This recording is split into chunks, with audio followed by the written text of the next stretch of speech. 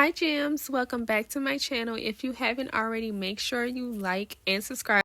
My client coming in today, she has been having this set on for 4 weeks, y'all. 4 weeks. So we're going to start off by drilling all this polish off. I am using my 3x quart bit by Panna. Did I say coarse? Yes, coarse bit by Panna. You can get it off of Amazon. Now with this bit, it is best to use when worked on a high speed. If you're not comfortable using it on a high speed, don't do it. Do what's comfortable for you, because I don't need you going around slicing and dicing your clients, playing around this bit now. The good thing with using this coarse bit is that it will remove all the lifting for you. Once you go over the base of that nail, the lifting just goes stop, pop, pop, pop, pop, pop, pop it off.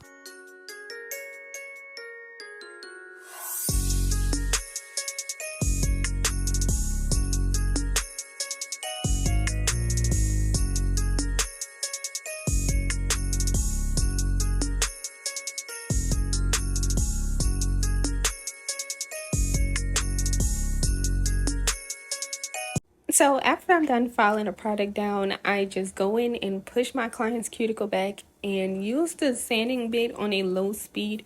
You do not want to use it too high because it can start burning your client. And trust me, that's not going to feel good. And I do only use the sanding bit when I'm prepping the nails to get all that excess oil off of it. Instead of me using multiple, cuticle bits and stuff like that, I try to get as close to the cuticle as I can. But if not, if you see that it's not coming up, try switching it in reverse. I switch mine back and forth from reverse to forward to make sure I'm removing all that cuticle off of the nail. Just to go in the opposite direction to make sure everything is nice and clean off the nail plate.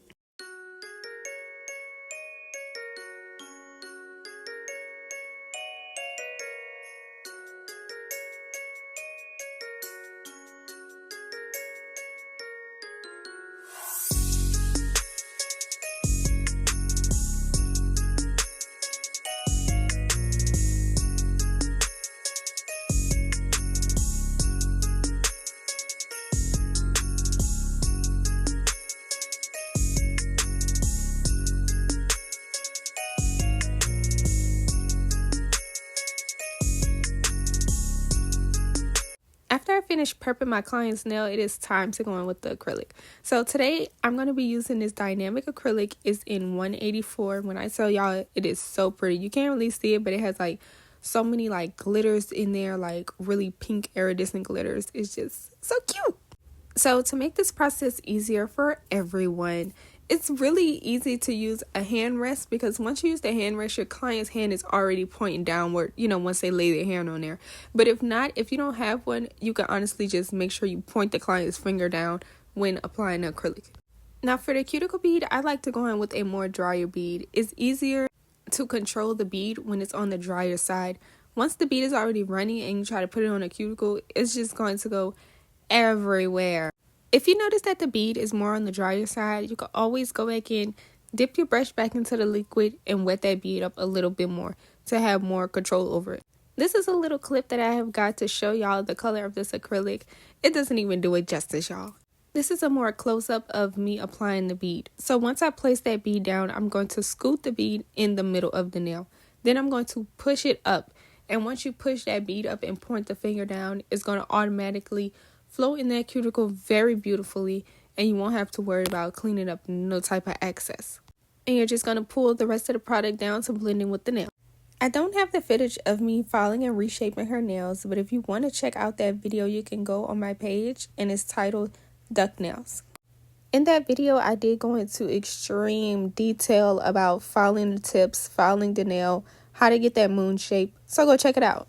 Before I do any type of nail art, I'm going to go in with my matte top coat by Zulay, because it's going to make the process of applying the gel so much smoother.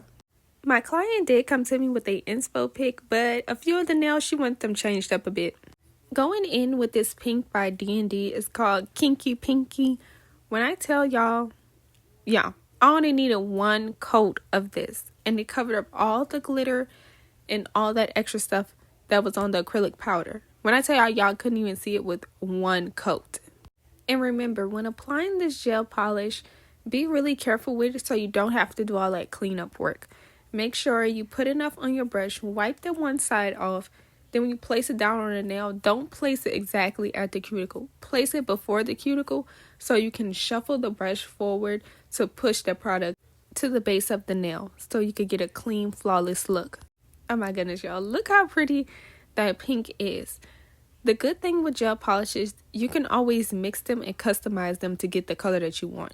You don't have to go in and buy all these different kind of pinks or all these different kind of reds. You can literally mix them together to get that desired color that you want. When I first started doing nails, I was the type of person, I was like, okay, I'm going to make it work. Like, I was afraid to like wipe it off and start all over again. I'm like, no, I'm going to try to make this work. Let's try to fix this and try not to make it worse.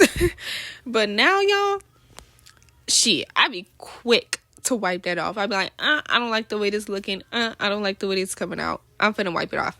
Because you have to think about yourself in the client's perspective. Like, if I was her, would I like this? Would I like the way this coming out? You really have to think about yourself as if sitting in the client's chair. What would you like if you were the client? Would you want to spend your money on that? No. As of all that to say, do not be afraid to wipe it off and start all over again. I know everything cannot be perfect, but damn it, you got to get it there close to perfect. The reason for me wiping off that nail was because I forgot to apply the matte top coat. And I noticed once I started putting down the black gel polish, I was like, why is it coming out grainy like this? Then I was like, oh, I forgot to apply the matte top coat. Because with those type of acrylics, you can see the little grainy pieces of the glitter. And you don't want that sticking out and messing up the smoothness of the gel polish. So you have to apply some kind of top coat, some kind of matte top coat on top of it to seal in all of that glitter to give you that smooth layer that you need to have your gel application go on flawless.